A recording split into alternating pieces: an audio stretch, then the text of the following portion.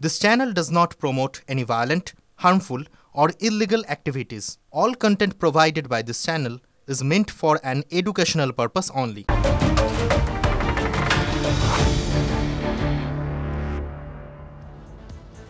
নমস্কার, দেখছেন টিভি9 বাংলা, আপনাদের সঙ্গে রয়েছে আমি সম্প্রীতি। আর শুরুতেই যে খবরের দিকে আমাদের নজর থাকছে, ফের পাকিস্তানের হয়ে গুপ্তচর বৃত্তির অভিযোগে গ্রেফতার আরও এক। তফিল নামে এক ব্যক্তিকে বারাণসী থেকে গ্রেফতার করল উত্তরপ্রদেশ এটিএস। সূত্র মারফত যে খবর পাওয়া যাচ্ছে, ভারতের অভ্যন্তরীণ নিরাপত্তা সংক্রান্ত তথ্য পাকিস্তানে পাচার করত এই তফিল। পাকিস্তানের নিষিদ্ধ জঙ্গি সংগঠন তেহরিকে লব্বাইকের সদস্য মৌলানা শাহ রিজভির সঙ্গে ভিডিও পাওয়া গিয়েছে এই তফিলের। তেহরিকে লব্বাইকের হোয়াটসঅ্যাপ গ্রুপের সদস্য ছিল এই তফিল। রক্তিম রয়েছে আমাদের সঙ্গে। রক্তিম, এই তফিল এবং যারা পাকচর সন্দেহে যাদেরকে গ্রেফতার করা হচ্ছে, কি কি সামনে আসছে তথ্য? দেখো, জ্যোতিরানী মালহোত্রা গ্রেফতারের পর কিন্তু একের পর এক যারা পাক গুপ্তচর এই দেশে লুকিয়ে রয়েছে তারা একের পর এক জালে জড়াচ্ছে এবং তাদের কিন্তু গ্রেফতার করা হচ্ছে। যার নবতম হচ্ছে উত্তরপ্রদেশে এটিএস এর হাতে গ্রেফতার তুফেল। একে বেনারস থেকে গ্রেফতার করা হয়েছে এবং তুফেলের বিরুদ্ধে অভিযোগ হচ্ছে ভারতের অভ্যন্তরীণ নিরাপত্তা সংক্রান্ত তথ্য এই তুফেল পাকিস্তানে পাচার করছিল। শুধু তাই নয়, পাকিস্তানের নিষিদ্ধ যে জঙ্গি সংগঠন আছে তেহরিকে লব্বাইক, সেখানকার অন্যতম সদস্য মৌলানা শাহ রিজভির সঙ্গে তার নিয়মিত কথা হতো। শুধু নিয়মিত কথা হতো নয়, তারা গোয়েন্দা সূত্রে খবর এবং তুফেলের সঙ্গে এই মৌলানা শাহ রিজভি কিন্তু বেশ কিছু ভিডিও মিলেছে। এবং শুধু তাই নয়, তেহরিকে লব্বাইকের যে হোয়াটসঅ্যাপ গ্রুপ সেখানে নিয়মিত অ্যাক্টিভ সদস্য ছিল এই তুফেল। ফলে তুফেলকে তাদের গ্রেফতার করার পর কিন্তু তুফেলের থেকে একের পর এক চাঞ্চল্যকর তথ্য মিলছে ইউপি অর্থাৎ উত্তরপ্রদেশ এটিএস এর। ধন্যবাদ রক্তিম।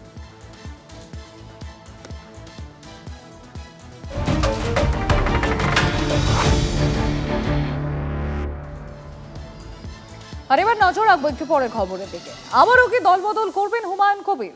ফের হাত ধরবেন ভরতপুরের তৃণমূল বিধায়ক? এবার কি কংগ্রেসে যাবেন ভরতপুরের বিধায়ক হুমায়ুন কবির? প্রিয়াঙ্কা গান্ধী দূর যোগাযোগ করেছিলেন, আমি কারোর সঙ্গে যোগাযোগ করি না, টিভি9 বাংলাকে জানালেন হুমায়ুন কবির। আপনি প্রিয়াঙ্কা গান্ধীর সঙ্গে টেলিফোনে যোগাযোগ করেছেন? তার কোনো লোক আমার সঙ্গে যোগাযোগ করেছে, কিন্তু আমি কারোর সাথে যোগাযোগ করার প্রয়োজন মনে করে না। হুমায়ুন কবির কোনো লোভের লালসাই হয়ে রাজনীতি করে না। আপনার সঙ্গে প্রিয়াঙ্কা গান্ধী অথবা তার কোনো দূত টেলিফোনের মারফত যোগাযোগ করেছেন কেন?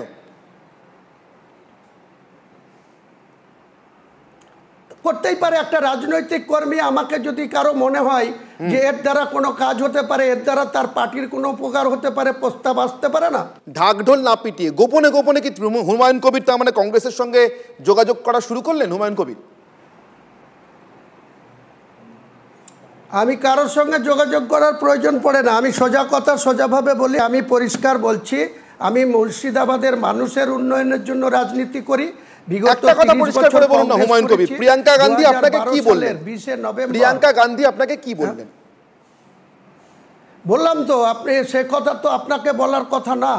আমার কোনো গোপন প্ল্যান, আমি কোথায় উন্নয়ন করতে গিয়ে যদি কোথাও বাধাপ্রাপ্ত হয়, আমাকে যদি কেউ অবজ্ঞা করে, আমাকে যদি কেউ সময় মতো আমার যোগ্য সম্মান না দেয়, সেইটা মানুষের সম্মান এবং আমার সম্মান জড়িয়ে আছে যেখানে, সেখানে আমার সম্মানকে ফিরে পেতে আমি যে কোনো রাস্তা অবলম্বন করতে পারি।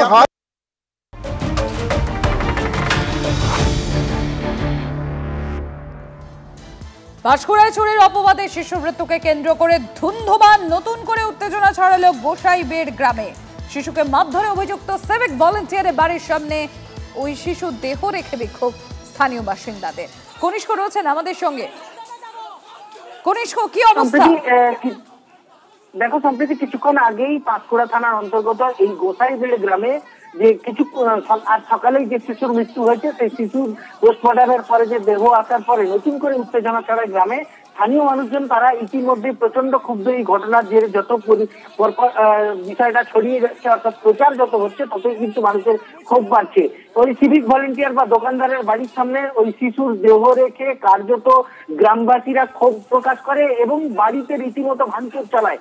পরিস্থিতি আয়ত্তে আনতে পাঁশকুড়া থানার পুলিশ, র্যাব এবং কমব্যাট ফোর্স এনে সমগ্র ঘটনাকে আয়ত্তে আনতে হয়। ব্যাপক লাঠিচার্জ করে পুলিশ গ্রামবাসীদের উপরে বলে এমনটাই অভিযোগ উঠে আসছে। এই ঘটনায় এখনো পর্যন্ত 5 জনকে গ্রেফতার করা হয়েছে। সমগ্র বিষয়টা নিয়ে রীতিমতো উত্তেজনা রয়েছে গ্রামে এবং তার পাশাপাশি এলাকায় কিন্তু বিপুল পরিমাণে কমব্যাট ফোর্স এবং পুলিশ কর্মীরা তাদেরকে মজুত করা হয়েছে এবং পুলিশ পিকেটিং এই মুহূর্তে রয়েছে। এলাকা থমথমে এখন পরিস্থিতি। সম্প্রতি ধন্যবাদ কনিষ্ঠ।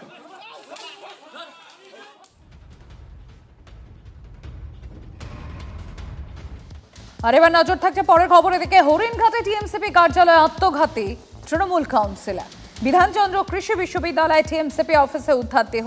মৃত রাকেশ পাড়ুই হরিণঘাটা 2 নম্বর ওয়ার্ডের তৃণমূল কাউন্সিলর। বৃহস্পতিবার সন্ধ্যায় কার্যালয়ে গলায় ফাঁস দিয়ে আত্মঘাতী হওয়া রাকেশ পাড়ুইয়ের মৃতদেহ ঝুলন্ত অবস্থায় দেখতে পায় তার সহকর্মীরা। খবর দেওয়া হয় হরিণঘাটার মোহনপুর পুলিশ ফাঁড়িতে। পুলিশ এসে মৃতদেহ উদ্ধার করে নিয়ে যায় হরিণঘাটা গ্রামীণ হাসপাতালে। সেখানে কর্তব্যরত চিকিৎসক রাকেশকে মৃত বলে ঘোষণা করেন। আর পুলিশ সূত্রে খবর, ব্যবসা করতে গিয়ে ঋণে জর্জরিত হয়ে যান ওই কাউন্সিলর।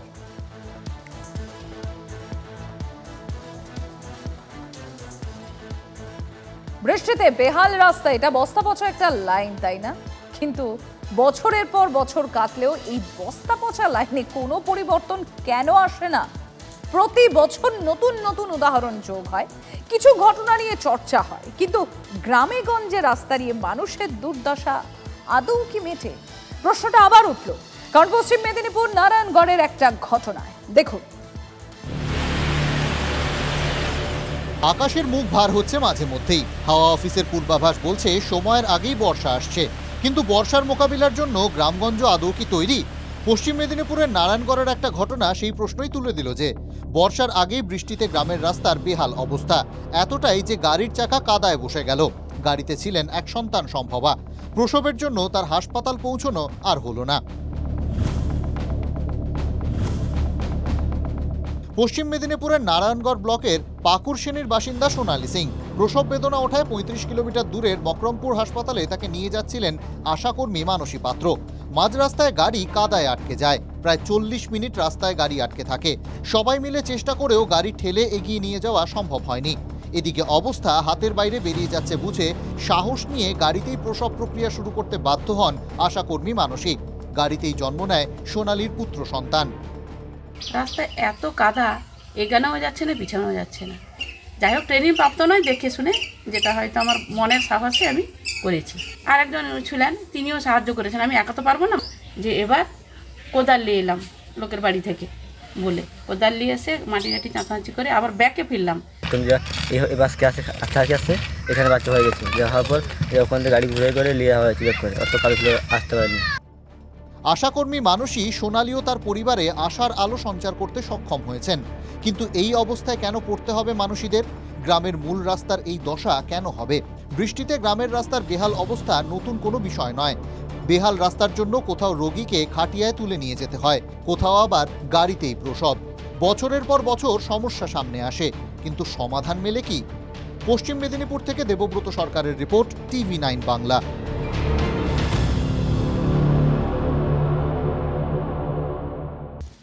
সন্তান প্রসবের সময় প্রসূতিকে মারধরের অভিযোগ হাসপাতালে আয়ার বিরুদ্ধে। ডিএমওএইচের কাছে অভিযোগ দায়ের পরিবারের। বাগদা গ্রামীণ হাসপাতালে প্রসব যন্ত্রণা নিয়ে ভর্তি করা হয় সালুয়াতৌড়ির বাসিন্দা আশালতা বিশ্বাসকে। পরিবারের অভিযোগ, যন্ত্রণার মধ্যেই আশালতাকে মারধর করেন হাসপাতালে আয়া বিলাসী প্রামাণিক। সন্তান প্রসবের পর অসুস্থ হয়ে পড়লেও কর্তব্যরত নার্স কর্ণপাত করেননি বলে অভিযোগ। পরে কলকাতার হাসপাতালে নিয়ে যাওয়া হয় আশালতাকে।